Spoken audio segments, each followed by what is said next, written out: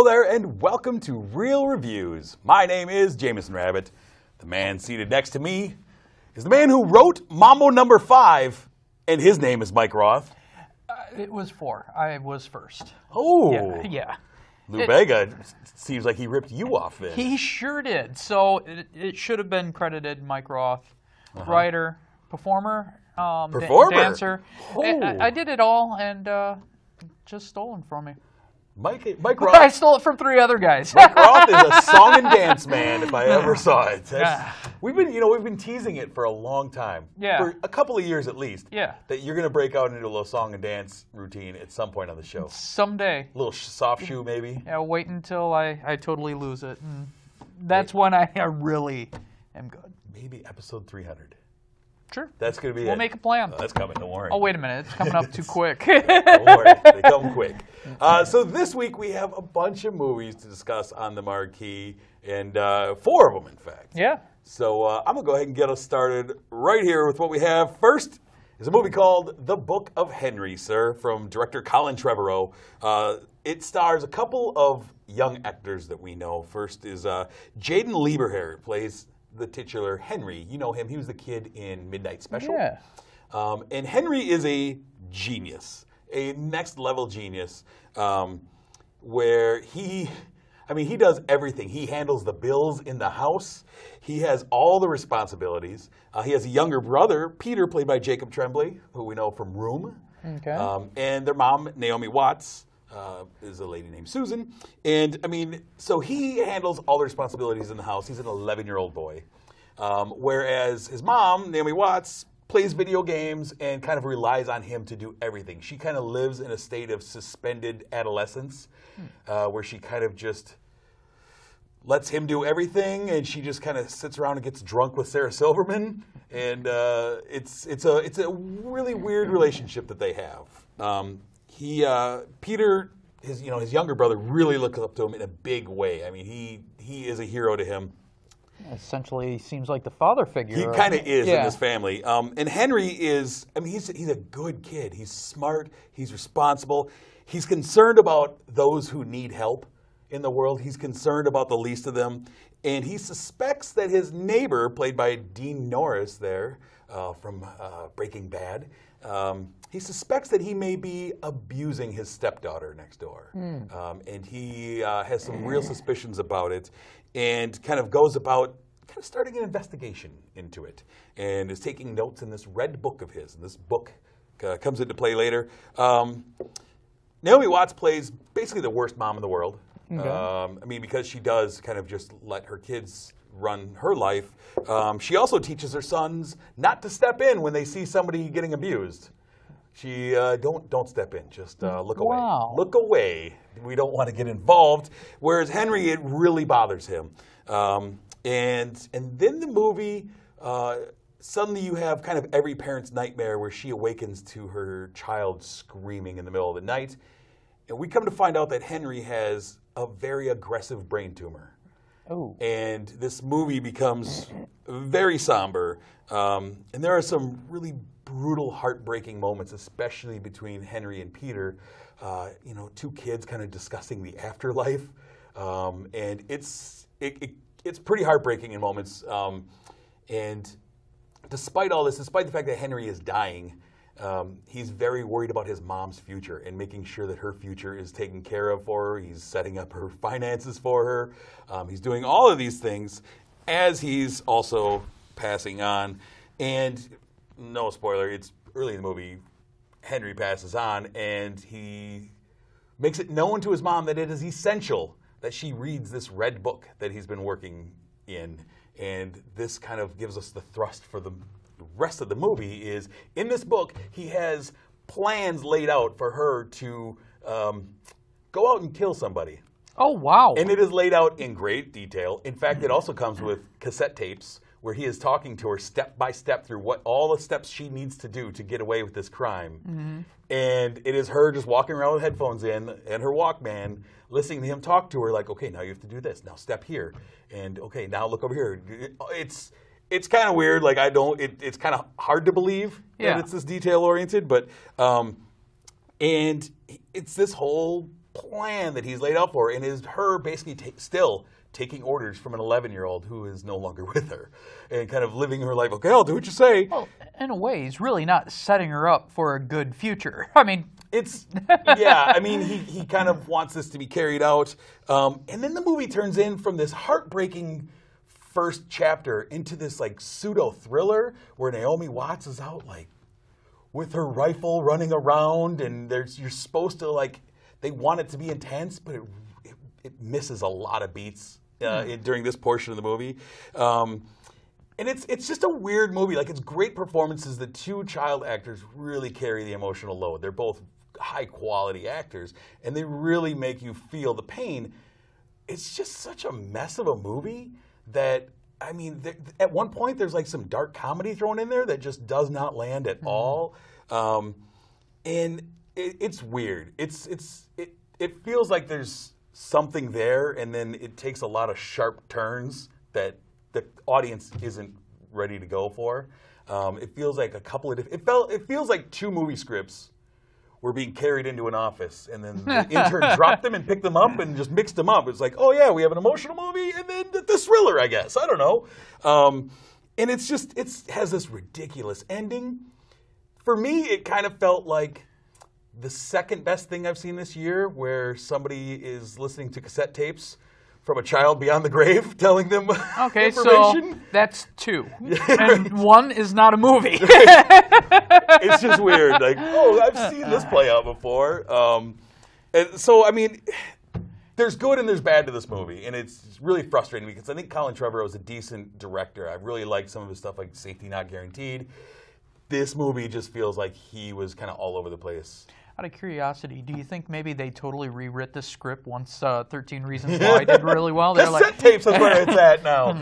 Get a Walkman. And since we're doing that, let's do something wacky and crazy. Yeah. And so ultimately, I really want to enjoy this movie because I really do like the two boys that are in it, and I thought they're great. But I give it 2.5 out of 5 stars. The first half of the movie is strong. The second half of the movie is not so good. It's a shame that we actually tell people, hey, you could just turn it off and enjoy the movie. You really could. You really could. Just walk out. Don't worry about the second half. So, yeah, Book of Henry, very meh to me. Yeah. Well, what do you have for us, sir? Well, we have 47 Meters Down. Mandy Moore plays, directed by Johannes Roberts, and also written by Johannes Roberts. What we have is Mandy Moore. She plays Lisa. And her and her best friend, Kate, played by Claire Holt, they go out on a vacation. Claire recently had a breakup with her boyfriend because her boyfriend said she's boring, so she is going to do something exciting and try to make him jealous via Facebook or whatever social media they're on. So one of the things that they end up doing is, like all women when they go to an exotic country, they always find a local that kind of gets them in trouble. It seems like that's the common cliche. So their little trouble is they're going to go to like a very unbusinesslike person. Kind of sketchy. That they're going to drop them in a shark tank that doesn't look really nice. The boat doesn't look nice. The winch looks terrible, foreshadowing something wrong is going to happen. And yes, it does happen wrong. They the cable breaks and they sink 47 meters down. That's where it comes into play. So the problem is they chummed a lake, or chummed the ocean, sorry, not a lake. Heck of a lake. And which is illegal. You're not supposed to do that. And there's flesh-eating sharks floating all over the place, swimming. They can't go up because if they go up too quickly, they will get the nitrogen bubbles. That's called the bends. They'll tell you throughout this movie many times. You cannot come up real fast. You have to come up slow, and there's always sharks. Lots and lots of sharks. So they're kind of in this situation. They're running out of air. They're waiting for time. They're wondering what's going on up there because the only way they can communicate is if they do swim up a certain amount, and then they got to swim back down. For a shark movie, there's actually a couple of cool scenes in here, and there is some excitement. Really, what brings this down is, besides just a mediocre plot, the acting is absolutely terrible. I really don't like these two actresses. They really felt like they were over the top. The kind of people that go on vacation and then all the locals make fun of them afterwards. It's weird, and you have Matthew Modine in this movie, and he's basically just a voice in their ear for the. I mean, he's on the boat. Yeah. And you see him for a couple minutes. Like, yeah, there's Matthew Modine. See you later. Just be a voice in our ear now. Just saying, don't get the bends.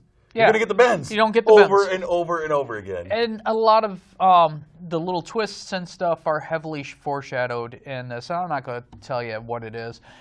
As far as shark movies go, I mean, I can't compare it to things like Jaws or Deep Blue or anything like that. They want to be compared to The Shallows, is what they want, because this movie should. was a direct-to-VOD movie, and it was supposed to come out last year to VOD. Yeah. And the week before it was about to launch, it got bought. Byron Allen bought the movie and said, "No, I want some of that Shallows money. We're going to put it in theaters." And so this movie to me felt like a direct-to-DVD movie. See, the difference is Shallows was really good. Yeah, that was a good movie. Yeah, that was a really good movie. Where this one, I mean, really, the acting was very subpar.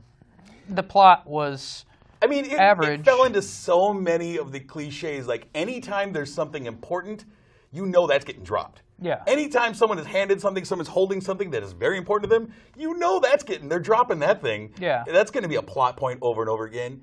I mean, there was, right from the get-go, these two girls are rookies at this. Oh, yeah. And sure, we put two people who have never been into a shark cage before, we put them down together by themselves with no instructor, nobody else. That's like your first time parachuting. Like, good luck. Yeah. You're on your own. It doesn't happen. And you just take their word for it. Yeah. And it's sketchy, boat captain. Yeah, he could tell that, one of these people definitely have never scuba dived before, but he's like, his head, I need money. Yeah. I need it. I think this movie also sends a horrible message to girls, because Mandy Moore's character throughout just keeps going, I don't think this is safe. I don't think I want to do it. And Claire Holt is just like, you're never going to get a man that way. Yeah. You're never going to get a man by being boring. It's a horrible message to send. Like, no, you have to go against your instincts if you're going to get a man. Otherwise, yeah, and it's awful. It was a poor stereotype. It really is. Bad stereotype. Like, oh, you're boring. Yeah. Good luck. I guess you're going to be an old maid because you're not putting up something interesting on Facebook. Yep. What a horrible message to send. Well, it's kind of ridiculous to me. Yeah. Also, I mean, there's moments in this movie where, like, they're very low on oxygen. This is a big thing, is their oxygen levels. Uh-huh. And they're told at one point, like, conserve your oxygen. You are in a critical area. Try to slow your breathing. So what do? Have a full conversation. Let's just sit here and talk now. Yeah. Like, no, what are you doing? This is so dumb. And going in and out of the cage. Yeah. The first time I understand. Yeah, you don't know. I mean, you're this scuba person and you're trying to go up, and then you get the thing saying, hey, go back down there. There's sharks all over the place. You will die if you get the bends, and they say this a lot. What'd you think of the sharks, though? Because, I mean, basically, it's a shark movie. There was one cool scene where I think it was Claire Holt. She brings out this flare, right. And you had this still. And we see that in the trailer. Yeah, and you have this still frame of the sharks and the light. And I thought that was actually cool. And for the set, I thought they did a really good job at making it seem like a murky, deep down. Mm-hmm. And I heard that was all the algae and stuff was actually broccoli. Chopped up broccoli. Yeah, chopped up broccoli, yeah. Which, that was fine. I think visually it was fine. It was a really weak script, though. It was a weak script. Definitely feels like it should have been a VOD movie. And really, you're right. It does not have a good message for women at all. And here's my problem. Without going into what the end was, they undo some of the best parts of the movie at the end, which infuriated me walking out. Like, oh, so some of the moments that I was actually into, let's undo that. Well, never mind. That's when they had to do that creepy twist where you're like, but the twist was not a shock to me. It was not a shock. It was because telegraphed. They foreshadowed it many, many times, and you knew it was going to happen. And I'm not going to tell you what happened, but you knew it once it was happening. Yeah. I can't even talk about it. Ultimately, what did you give 47 meters? I gave it a 2.5. It was an average movie. I think it had some strengths, but the main weaknesses were pretty weak. Yeah, I've said before, I'm a sucker for shark movies, but this movie it just didn't scare me. It didn't really excite me. The acting was terrible. I gave it a weak 1 star. Like, I could be talked into a half a star. Where would Sharknado 3 be? At least Sharknado 3 is fun. This is neither fun nor scary nor intense nor anything. At least Sharknado is absurd. Yeah. It's Because you're watching it like, get a load of this. This had none of that, so I gave it... How's he going to get out of that shark? Oh, he brought a chainsaw. Yeah, I mean, I give this a mediocre 1 star, maybe half a star if I really want to get into it. But not a good shark movie at all. Disappointing. The next movie we have on the marquee, though, is the big movie of the week. We have Disney Pixar returns with the 3rd film in the Cars franchise. I think they wish this was just the 2nd one. I think they wish there was no Cars 2. But Cars 3 is here. Lightning McQueen is back along with all your friends that you remember from the first movies. And he's out there racing, and now there's a new generation of cars coming in that are driving out the old guard. They are all this new style of cars that are just faster. They have this special training technique they use that just makes the older cars obsolete. And Lightning McQueen is the last of the old cars still around. He gets into this massive wreck. He starts to think, like, maybe I can't do this. Is this Rocky? This sounds kind of a little bit Rocky like Rocky. 4. Okay, sweet. It's Rocky 4. The new guard is led by Jackson Storm, the brash rookie, kind of like Lightning McQueen was in the first one, and this is voiced by Armie Hammer.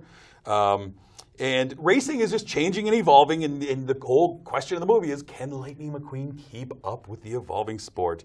He kind of goes back to try. He gets signed by a new racing team led by a car named Sterling, voiced by Nathan Fillion, who kind of takes him in. He's a fan. He says, I want to put you in this new training technique, get you on some of these things, and Lightning McQueen just cannot adjust. He needs to go old school. He needs to go out in the woods in Russia and chop wood and run up a mountain and yell for Drago. That's basically what happens. You see flashes of the new cars doing their state-of-the-art stuff, and then you see him out on a beach just training. He also has this...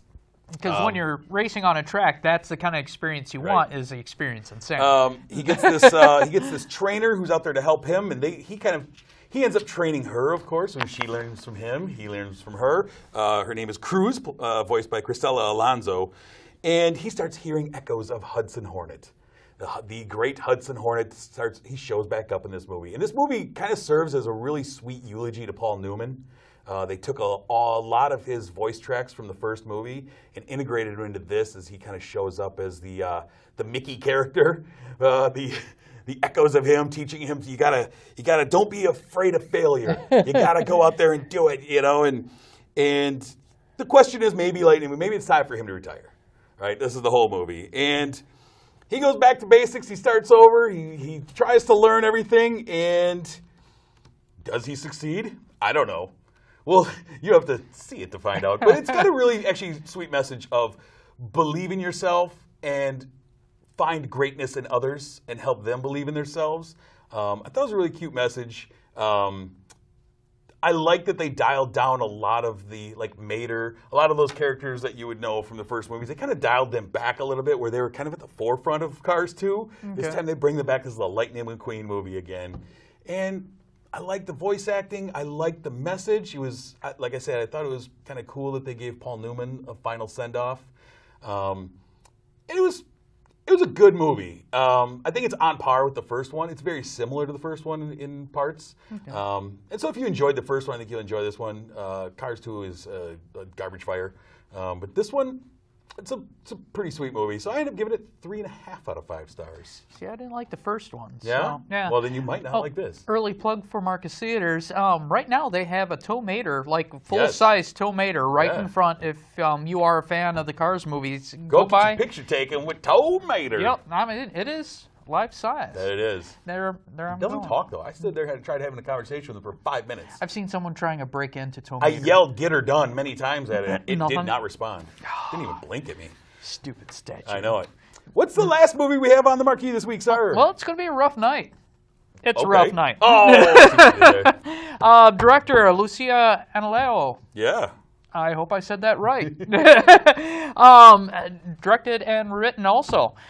We have 5 best friends. Scarlett Johansson plays Joss. Jillian Bell plays Alice. Zoe Kravitz, Blair. Kate McKinnon plays Kiwi or Pippa. Yep. And we have Ilana Glazer. Thank you, playing Frankie. They were all best friends back in college, and they promised they'd be together.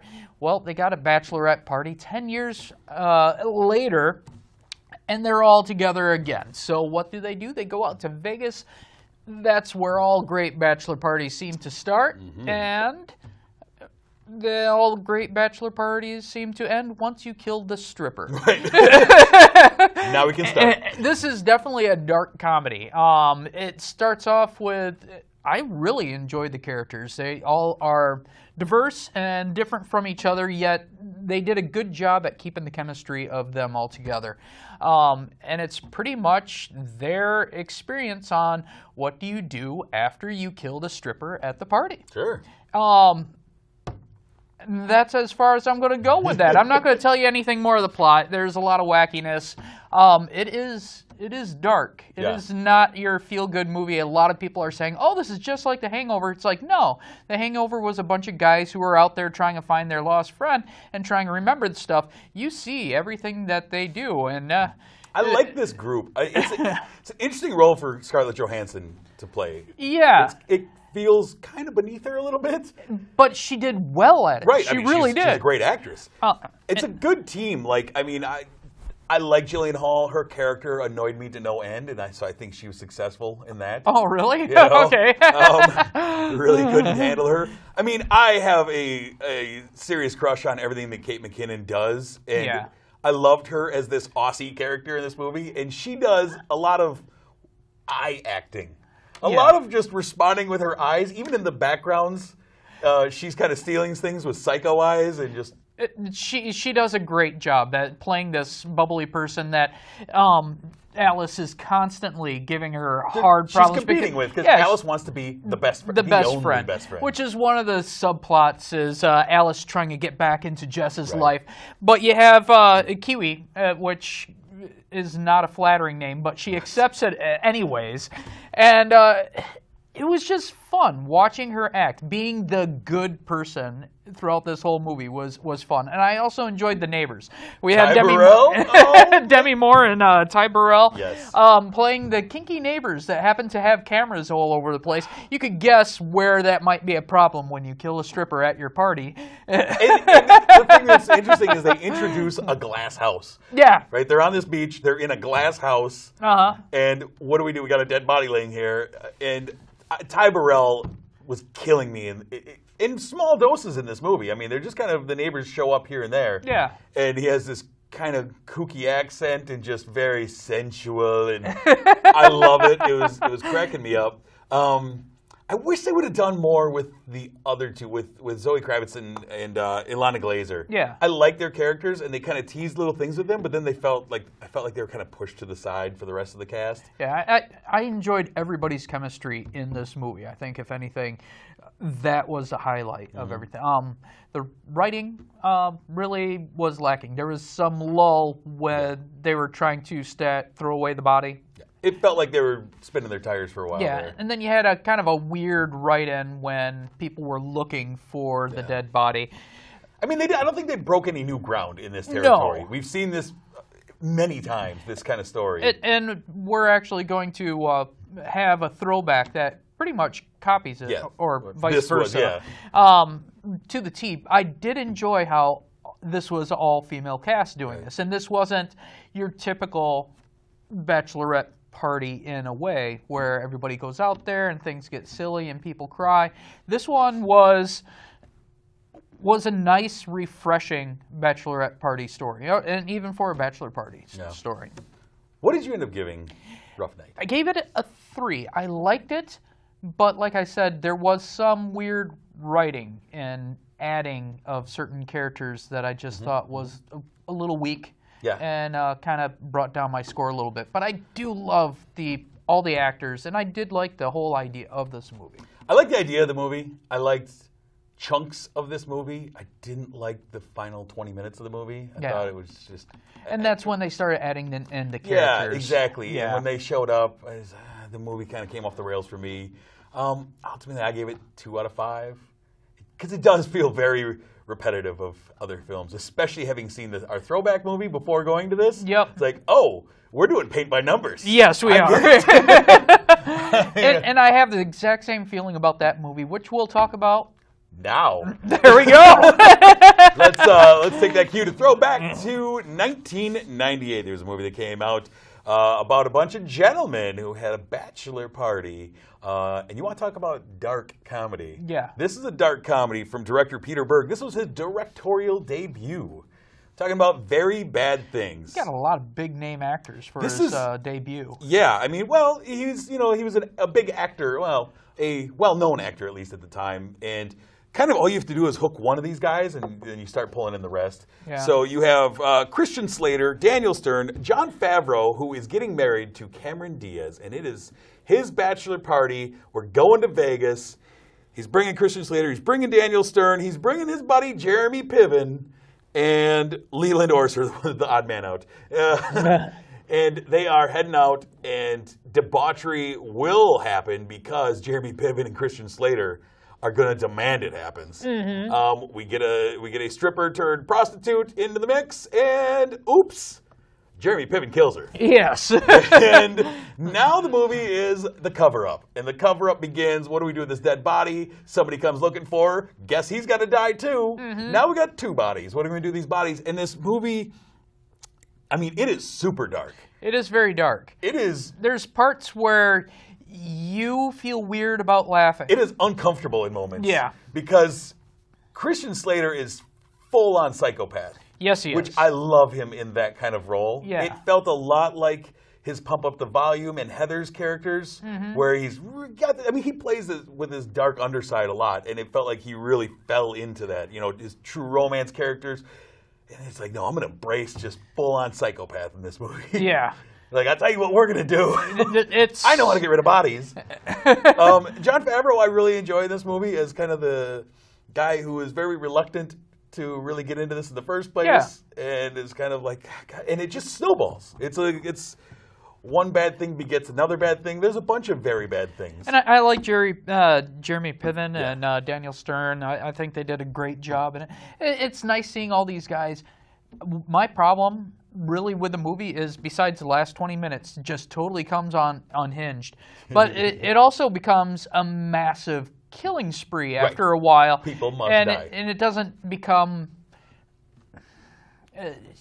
It doesn't ring true at all. And I feel weird saying something like that. This came out, in my mind, don't quote me on this, it feels like it came out around the same time as Final Destination, the first one. Okay. And it feels like it starts to turn into a Final Destination movie. Like, yeah. All right, people have got to die in strange ways. Yeah. That you're not expecting. Like constantly. Yeah, like, how are they going to come out? And everybody's okay with this murder. And it's weird how okay people are. I love the wedding scene. I think once they get to the chapel, I really enjoy that, especially Christian Slater's turn.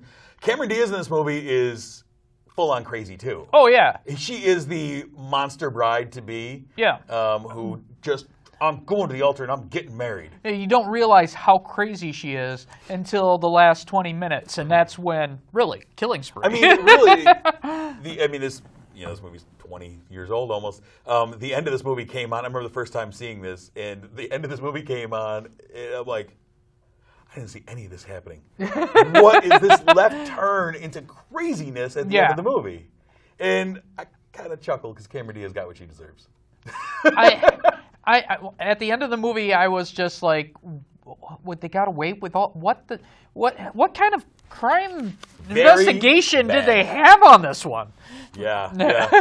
It's craziness. It's fun. It's fun to see all these guys together, though, having fun. Oh yeah. So, Very Bad Things, the throwback. Go check it out. If you enjoyed Rough Night, go see this one if you haven't seen it. Definitely. You have to see the precursor. Yep.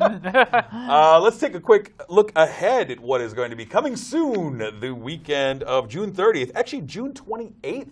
We have one movie coming out, Baby Driver. What's up with that lately? I don't know. We got Tuesday a Tuesday releases. release. Yeah. So Baby Driver is coming out June 28th from director Edgar Wright. It's got a big cast: John Hamm, Jamie Foxx, Ansel Elgort, a bunch of people. Kevin Spacey, but a guy who's a getaway driver. Got to listen to music all the time. Yeah.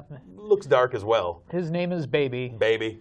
Oh, Baby. I'm not impressed with the title of this at all, but yeah. The newer trailers are making it seem more fun. I'm interested in it. Then June 30th, we have 3 movies that will be on the marquee. First one is Despicable Me 3, the 3rd movie in the Minions Despicable Me universe. Okay. I'm done with Minions. I am too. So done with Minions. I can't handle it anymore. Also that weekend, we have the comedy starring Will Ferrell and Amy Poehler, The House. This could be interesting. I hope so. It's got Jason Mantzoukas in it, too, who I absolutely love. On one of my favorite podcasts, How Did This Get Made? So I'm excited to see him. I always like him. Could be good. I like the chemistry between Will Ferrell and Amy Poehler. It's always fun. Will Ferrell's been kind of making some bad movies lately. He kind of does a little of this. Yeah. Just when I write him off, he kind of steals one from me. All right. Tell me that you wrote him off. I haven't written him off yet. Darn it! Well, that's it. And the last movie we have coming out that weekend is Amityville: The Awakening. I'm looking forward to it. Come on. I love the last one. Did you really? Yeah, Ryan Reynolds. Oh my gosh, that was Ryan Reynolds. Yeah, Deadpool. Yeah. If Deadpool's in this, I'm watching it. So those are the movies that will be on the marquee the weekend of June 30th. Before we leave you, of course, we want to thank our sponsor, Marcus Theaters, Dane County's #1 picture house, The Palace. They don't name it The Palace if it's not the best. You don't call something The Palace if it's just okay. That's what I'm saying. The Palace is the best. Well, okay, all right. Go see movies at the Palace. We love Marcus Theaters. Thank you for sponsoring our show. We always appreciate it. Go sit your butt in one of those dream loungers. Turn on the heated seat on a hot summer day. I do. That's what I had my son do when we saw Cars 3. Heated seat comes on. It's that radiates heat, by the way. And really, the temperature control in those things are a lot better than they used to be. Yeah. In the old theater, you were hot, it was muggy, stuff Yeah. like this. The temperature is perfect. You get to kick up your feet. Get some fried Plenty pickles, of maybe. room. Sit in They the got bistro, fried get some pickles. fried pickles. Oh, yeah. they got fried pickles. Oh, brother. I'm going to have some fried pickles tonight. So next week, we are going to be talking about Transformers. The first night? Whatever. It was a night. There's a night in a Transformer movie. I guarantee the one thing you're going to enjoy watching the movie tonight Yeah. is your fried pickles. Absolutely. Big time Michael Bay stuff happening here, kids. But that's what we're going to be talking about next week when we reconvene. But until that time, my name is Jameson. I'm Mike Roth. Thanks for watching.